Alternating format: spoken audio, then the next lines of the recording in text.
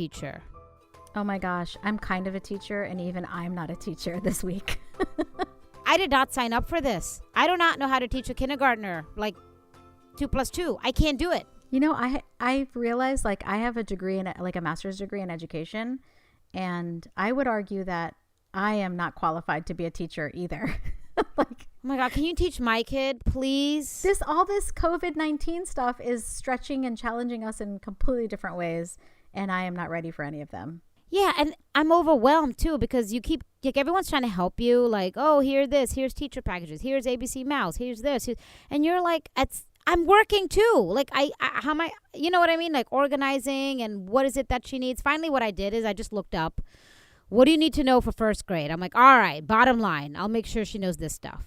That's it. I can't go into the weeds of every day. Yeah, you know, the truth is, like, everyone's going to go on to the next grade. It doesn't really matter what they learn for the next 2 months, but great topic for this episode.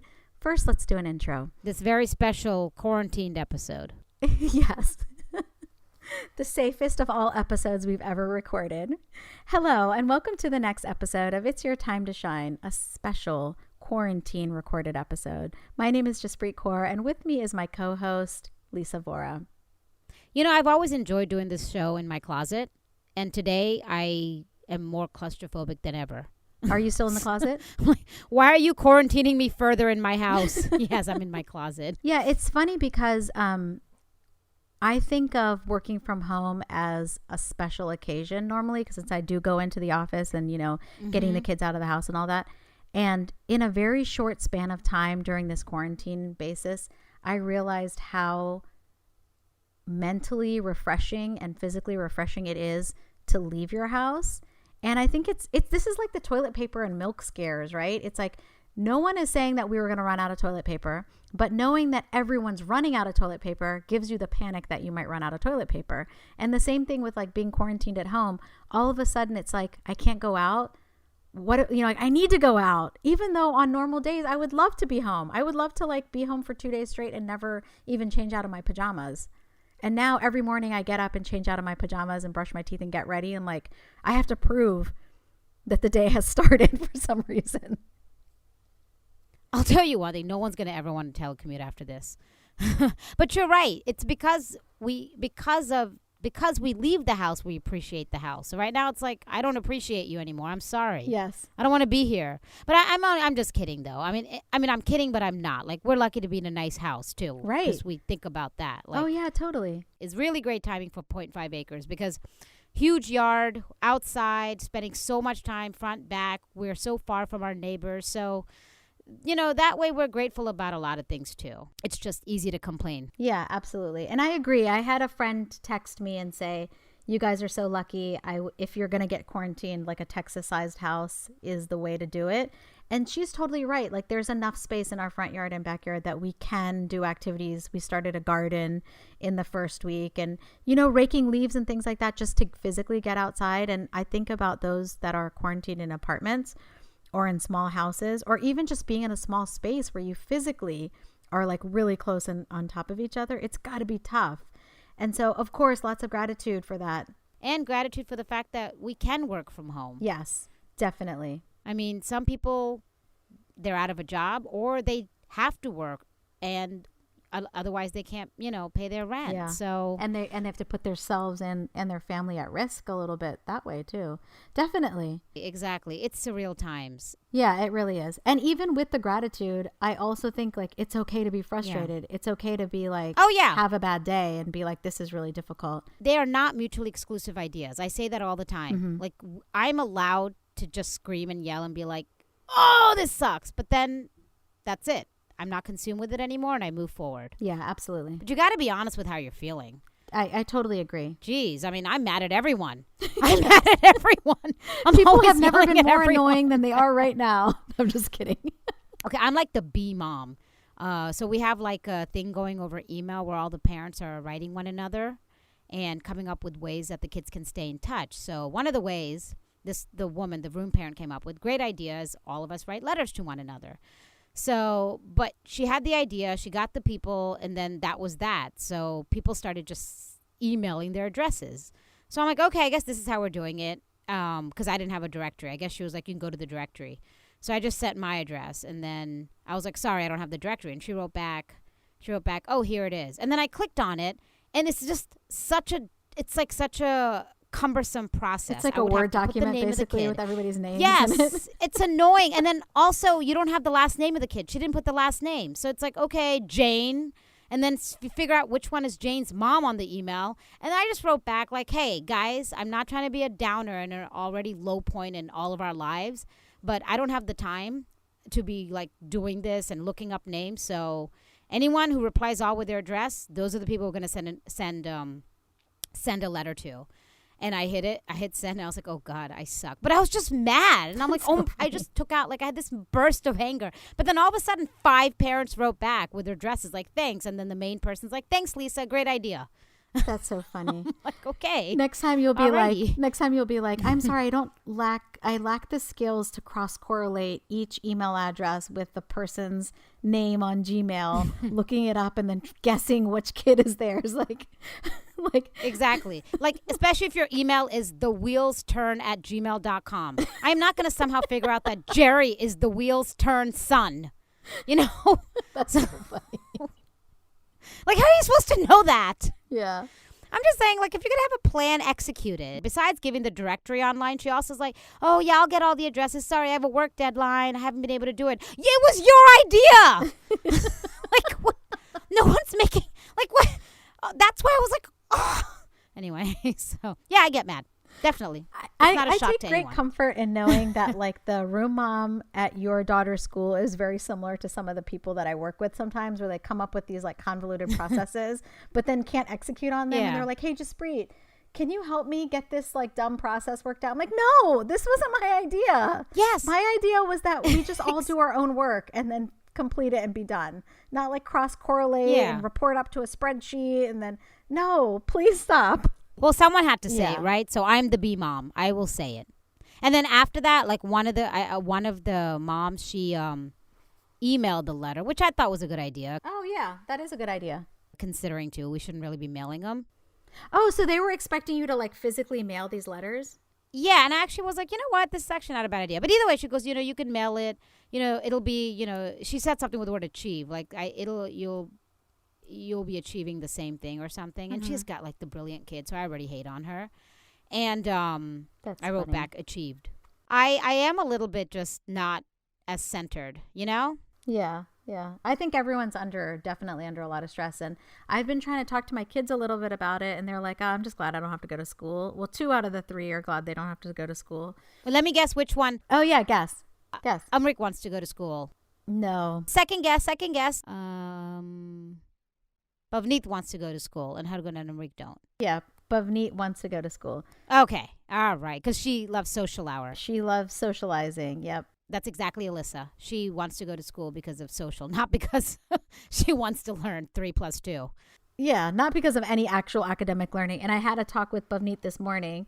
I was like, hey, next time you say you hate school and this school year is not as good as last school year, remember how you feel right now. And she was like, if school starts back up, I'm going to be so grateful just to get out of the house and see people. I'm like, okay, that's great. Let's see if we can remember this. Like, let's write it down or record a video or something so you remember it later. But it is hard. It's hard for the kids. And I'm really grateful that like I have 3. So at least some of the time they can be together and do things together.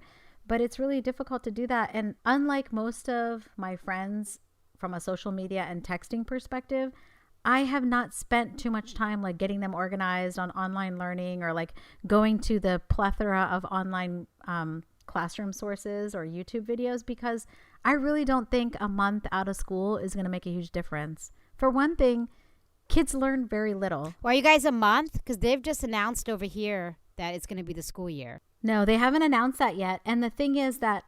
you know what? Take that back. They didn't announce it, but they're thinking that's what's going to happen. A lot of people are guessing that. But I think the presumption from the superintendents and other educators to think that parents have the skills to get their child organized in a virtual learning place.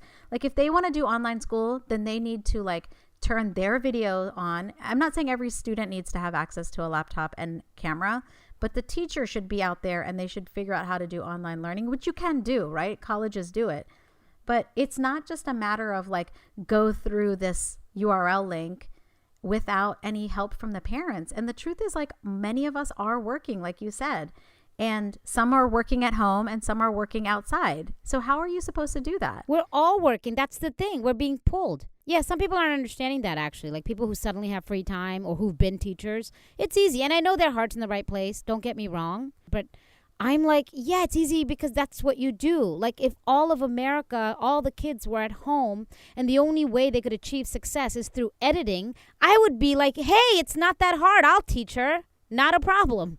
But it's not my skill set. Yeah, absolutely. And I'm going to disagree with the teachers that are saying it's not that hard. Most teachers are not even able to transition from in-person. No, I'm saying they don't say hard, but they say like it's not that intimidating. Like their heart's in the right place. Yeah, no, that's fine. Everyone's heart's in the right place. Even the person who's like, hey, I'm going to just still go to work and not quarantine because I want to work hard. But my thing is that most teachers today have a difficult time transitioning from in-person to online. Even when they are signed up like as an adjunct professor or a professor to teach an online class, they have difficulty. So how can you expect all these young kids to all of a sudden get used to online learning and be effective at it, or for parents to do that? And the truth is, like, it's really, really hard. I took a couple of classes during my master's degree that were online, and they were just, and even those, the reason they were effective is they were like online versions of the real thing. So we all logged in at the same time. We were there at the same time. We had cameras. We broke out into small groups and talked. You know, like these kids aren't getting that. They're just getting a list of lesson plans and then getting quizzed on a certain day.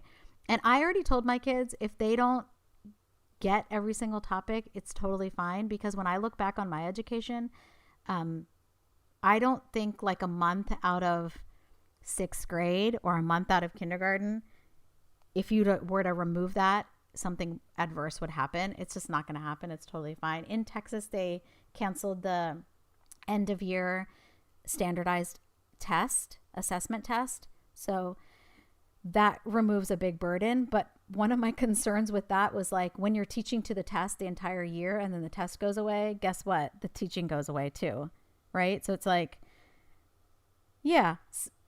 So now I'm like, do you even have any actual lessons to do without the test? It's all based around this convoluted test, which is also a shame because I'm like, then just give the kids free time.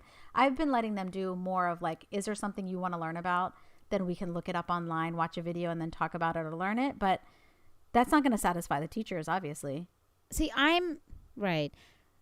I think for me, kindergarten, because Allie specifically and because it's all foundational learning, has been tricky. But I do wish that they would have an easier system, and I hope that's what they're going to do. So one of the things that they did throughout the year is we had a monthly homework packet divided into days. That's awesome because you just like, okay, cool. And I'm like, just give me the rest of the curriculum divided by days, just worksheets. I mean, with Allie, another part is she didn't even know how to use the iPad up until like last week because I've kept her away from it. Right. And we've talked about why, right? But I never expected this to happen where I'm like, no, she's got to do ABC Mouse or whatever, all these online stuff, which these are great. Yeah. They're actually really helping. And she picked it up pretty fast, like I predicted too, that when it's time, she'll pick it up because, you know, they're 5 and they'll pick it up. But I'm just not sure how effective this tool will be for her just because she has to just do so much of it independently. Yeah, and there's children like that of all ages. Like one of my 3 kids has a hard time with online things too. She really needs to like go through it. She needs a teacher talking her through and explaining it. And then that's the thing that I have an issue with because I know that I've had exposure to a lot more subjects than maybe another parent has. And if I think it's difficult to spend time going through like world history with my daughter, what are other parents doing? How are they like people who are working outside the home, right? And are still gone for a few hours a day and then come home. How are they even finding time to do that? It's just silly to do that. And I'm not trying to make it like, I don't know what the solution is. I'm not trying to just throw out a problem without a solution. I'm just saying there needs to be more acceptance that this is going to be a really difficult time, that children aren't really going to learn with the online learning. And someone needs to figure out what that means long term, like for these kids. Like, does it matter? And if it does matter, then how do we get, overcome it? I personally don't think it matters. I think everyone will be fine. But you know, I always say everyone always catches up with everything. I might be wrong. Yeah, and I'm sure Allie would too. I'm probably just freaking out more. We're all anxious. We don't know what's next, Yeah, you know? So I yeah. think the anxiety is kind of, you know, taking over a little bit. And I'm just trying to, like, I tell Allie, you know, one of the things we're doing during the day with the schedule is just to breathe. Allie's so cute, though. She watched, because I had to watch Sesame Street, right? I'm like, we're going back to Elmo. Because I've also been the one who never really knows what shows to watch. Yeah. Because Allie's not a big TV person. So she just loves acting. Can I just say she's so good? I have video I took. We were doing Moana the other day. And, you know, and it's just unbelievable how good she is. She's, because first you think, okay, you're a kid, we like role play. But as she's getting older and older, I'm realizing how much she's into this, right? So, yeah, we were just doing Moana. And I printed out the script because I can't memorize. So she's Moana, and I'm reading the script. And she knows every single dialogue, but not just that. She knows the acting, the emotion, where to look, holding my hand. And I'm like, wow, this is what we should be spending our time doing, to be honest, because I'd like to kind of foster this. Yeah, that's really awesome. But then you start to feel guilty, like, oh, I didn't do this, I didn't do that. I start to look at what I didn't do. But then I told Samir I was really upset. I'm upset every night these days. But I was just saying, I don't know. I feel so bad. You know, Allie, I wish... I do. I have layers of guilt. I'm like, if I'd known this day was coming, I would have had 2 kids because she's lonely. Yeah. So she's lonely. And I mean, I play a lot, and I am a very like active mom with her. I act with her. I jump with her. This morning we were going, you know, because I'm like, well, there's no one else. So I have to kind of play that role. And it's easy. It comes second nature to me.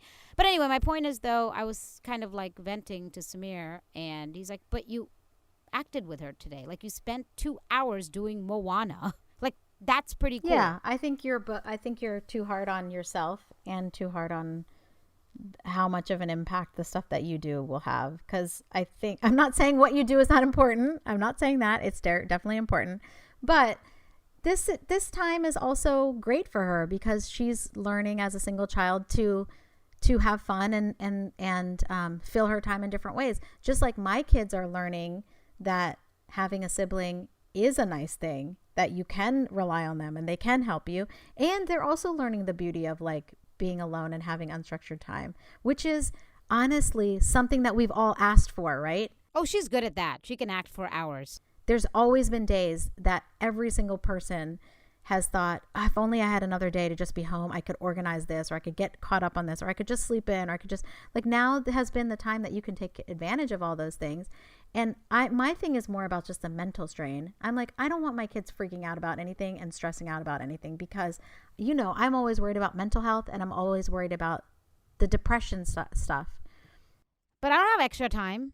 I don't have all that. I don't have any of that time to organize or anything because it's like times like even more like we have to both work over weekends because of all the hours we're spending with Allie, you know? I'm sure you have the same thing. No, I have definitely, like, listen, I have 24 additional hours a day that people are normally being cared for, like meaning 3 kids times 8 hours a day that were normally being cared for.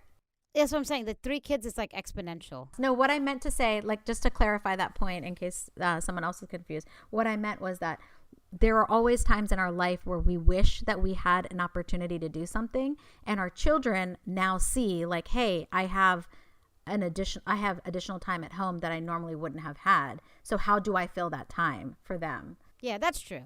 And there's a lot of positives. I got to say, there are positives in all this. Like I was saying, you know, we're spending more time together. We're really getting to know Allie, like really getting to know her as she's getting older, you know, like, you know, not like we're seeing her transitioning kind of from a kid to like older kid. It was supposed to be so much deeper than that anyway, but just having these conversations with her, and we're watching Gilmore Girls together, which that's been awesome. Yeah, that's really great. I haven't had time yet to watch anything with the kids, like in terms of TV, but I did on one of the first weeks that we were home, I had them watch Outbreak, that old movie from the 90s. Yeah. A lot of people, that's been the movie that everyone's watching right now. Yeah, and everyone was saying like, "Oh, I'm gonna have my kids watch Outbreak," and I didn't really think about it. And then I was like, you know what? That's such a great movie to like talk a little bit about public health and what's happening. And they're old enough to watch it. Like, if you can watch Harry Potter, and like Frozen, where the parents like die, you know, like you can handle this. And so it had the opportunity for us to talk about how we're all connected, like public health, us quarantining, how that could save other lives. And like, when else would you really have that kind of detailed conversation with your kids? It wouldn't happen. No, that's true. That's true. I do think we're going to look back at this time, and it's, in the end, we're all going to be okay, and we're all going to really just, it'll be a different world. Yeah, I really hope so. I've been, being that we went to Europe at the very, very beginning of the coronavirus scare, not realizing how serious it was. One thing that like really stuck with me was like seeing the streets of Paris like somewhat empty, and you know, the city that like really people are always there, #1 tourist destination in the world, and that makes it real, you know, like that there's a global thing. And then the stories that were coming out of Italy in the early weeks, and then also the stories that I was hearing from healthcare professionals here in America, like it really is frightening to think about how vulnerable we are to someone else's actions. So like the fact that we stay home really impacts not just our family, but others. And the same thing is true, like for everyone who does go out and doesn't think it's a big deal or can't afford to because of the way that our economy works. They can't, you know, afford to stay home. It really impacts every single one. And like for those of us who have parents that are older, it's scary, right? It's just straight up scary to think about. Like it's not just what I do. It's not just what my parents do. It's also what their neighbor or their mailman's son does. Yeah, we're depending on each other to make the right decision. Absolutely. Yeah. Yeah. That part's really frightening. And that's the part where it's like, how do we just raise good humans that can be compassionate for others? Yeah, it's teaching us a big lesson in humanity. So, and putting others first, actually, because we go around like we act like, my mindset is not, oh my God, I don't want to catch it. My mindset is I have it and I don't want to give it. Yeah. That's kind of been my mindset and how I act. Yeah. So, because, you know, I know we'll be fine. It's about the spread. Yeah, and totally. reducing it, and we know that. So yeah. All right. So speaking of compassion, so I write these conversations that I have with Allie. I've been doing it since she was 3. Mm-hmm. I'm on like page 50. So one of these days I'll make a book. Yeah. But anyway, so just a lesson in how frustrated we've been, but what Allie has brought to the table, and basically Allie's wisdom. So I'm going to share this with you. I wrote this, so I'm just reading what I wrote. Okay. Mm-hmm. It's a conversation. Okay. The last few days, Samir and I have been working with Allie on schoolwork, attempted homeschooling. We had been showing more frustration as we were delving into something unfamiliar while having the work clock ticking at the same time. So I'm putting Allie to bed. So Allie goes, I go, hey, Allie, I know this week has been crazy, so much going on. We've been on edge. I just want to make sure you're okay. And if you're frustrated or upset or sad about your friends, it's okay. And I don't want you to hold it in. And then she's like, well... And this is literally how she said it. This is verbatim. Well, I kind of do have something I want to tell you. So I'm kind of like, okay, because I didn't think she'd actually like take you up on this offer like, to air her grievances. Yes. I thought she'd be like, okay, I'm fine. And then Yeah. I go, okay, what is it? And she goes, oh my God, this part. You and Daddy are yelling at me a lot.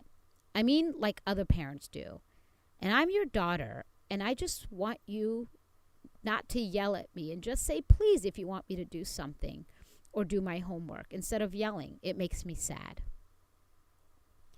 Aww. So needless to say, I'm in tears. So anyway, after that, I won't read that part, but yeah, basically I was like, oh my God, you're totally right. I'm so sorry. You know, we have no excuses, and we hugged, you know, and I just told her she's like such a good kid, and you know, she shouldn't have to carry the weight of our frustration. Right. Yeah. And then I sat and I do a checklist right before I go to bed, right? Like, or I think about the good and bad, right? You talked about that in our like Help You Sleep podcast. So that night, she fell asleep in my arms. I'm sitting there just thinking about what she said because she was 100% right. And here was my checklist for that day about Allie. Understanding every math problem and the logic behind addition. Nope. Getting all sounds and reading at least 50% of her book. Nope. When I broke down in tears because of the unknown, running to me from another room to give me a hug. Yes. And I fell asleep. Aw. Now you got me tearing up too. I was just thinking about, like, you're right. You were talking about this addition, subtraction, math. What does it matter? In the end, raising good, compassionate children. So.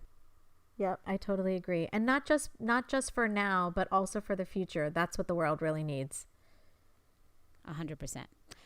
And the fact that she feels comfortable and safe enough to share her wisdom with you, because not all parents, sometimes people ask for feedback, but they don't really want it. Yeah. Like you said, you were kind of expecting her to be like, okay, no, I'm fine, right?